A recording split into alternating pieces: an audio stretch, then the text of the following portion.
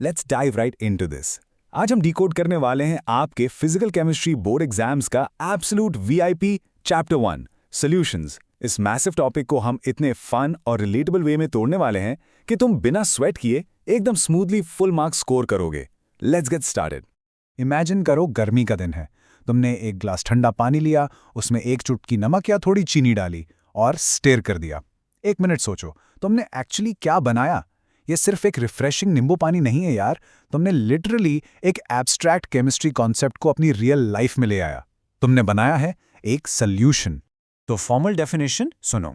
Solution एक homogeneous mixture है of 2 और मोर नॉन रिएक्टिंग कंपोनेंट्स। सबसे क्रूशियल वर्ड यहां पर है होमोजीनियस। इसका सिंपल मतलब है यूनिफॉर्म डिस्ट्रीब्यूशन। जैसे उस ठंडे ड्रिंक का पहला सिप और आखिरी सिप बिल्कुल सेम मीठा लगता है ना, वैसे ही पार्टिकल्स हर जगह इवनली डिस्ट्रीब्यूटेड होते हैं। इसको और भी सुपर इजी बनाते हैं। एक सॉल्यूशन को ना एक फैमिली समझो। सॉल्वेंट जो हमेशा हायर क्वांटिटी में होता है वो है अपना बड़ा भाई, और सोल्यूट जो लोअर क्वांटिटी में होता है वो है छोटा भाई।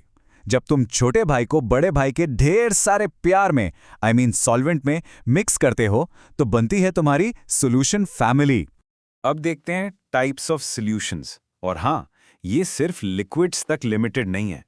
अपना थोड़ा पैराडाइम शिफ्ट करो। जब मैं सॉल्यूशन बोलता हूं तो तुरंत दिमाग में लिक्विड आता है ना, पर एक्चुअली सॉल्यूशन सॉलिड और गैस भी हो सकते हैं। पता है, सॉल्वेंट का स्टेट ही डिसाइड करता है फाइनल फिजिकल स्टेट क्या होगी।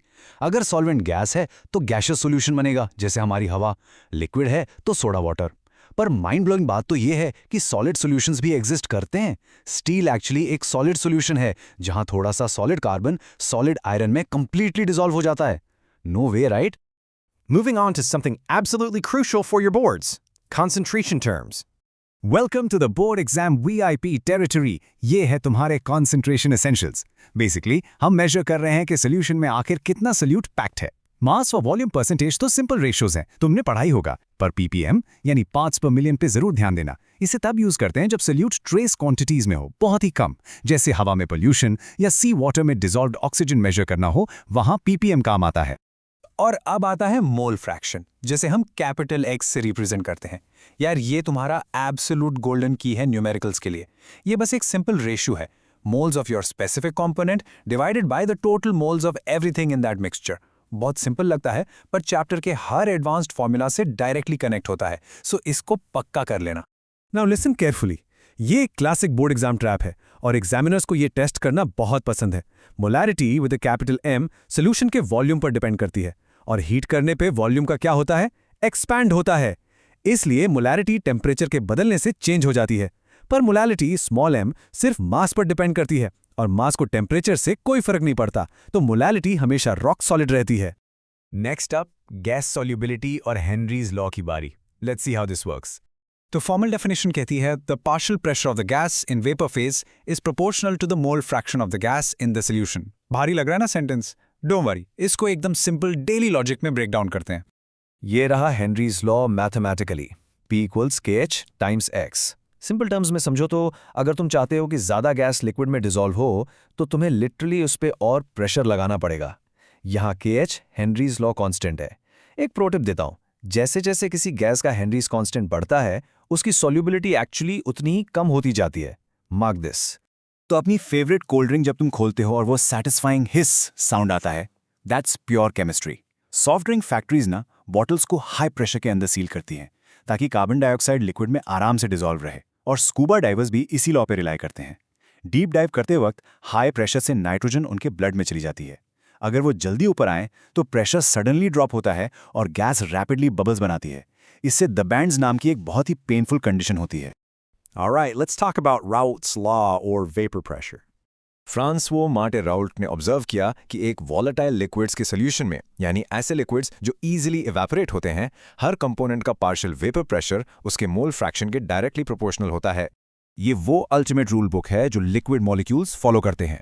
कंपोनेंट ए का प्रेशर PA इज बेसिकली उसका अपना mole fraction XA multiplied by उसका प्योर स्टेट का वेपर प्रेशर PA नॉट। कितना ब्यूटीफुली सिंपल है ना? जितना ज्यादा मोल फ्रैक्शन होगा उतना ही ज्यादा वेपर प्रेशर क्रिएट होगा। This brings us to the climax of the chapter, ideal versus non-ideal solutions. Real world में आखिर होता क्या है? आइडियल सॉल्यूशंस एकदम उन गुड किड्स की तरह हैं जो सब बात मानते हैं। ये हर कॉन्सेंट्रेशन रेंज में रोल्स लॉ परफेक्टली ओबे करते हैं। पर नॉन आइडियल सॉल्यूशंस एकदम रेबल्स हैं। जब तुम इन्हें मिक्स करते हो तो इनका एक्चुअल वेपर प्रेशर रोल्स की मैथ से या तो हायर निकलता है या फिर लोअर। पर ये रेबल करते क्यों हैं? It's all about intermolecular forces, जिसे मैं प्यार से मॉलिक्यूलर फ्रेंडशिप्स कहता हूं। आइडियल सॉल्यूशन में मॉलिक्यूल ए और बी की नई दोस्ती उनकी अपनी पुरानी ए और बी दोस्ती जितनी ही स्ट्रांग होती है।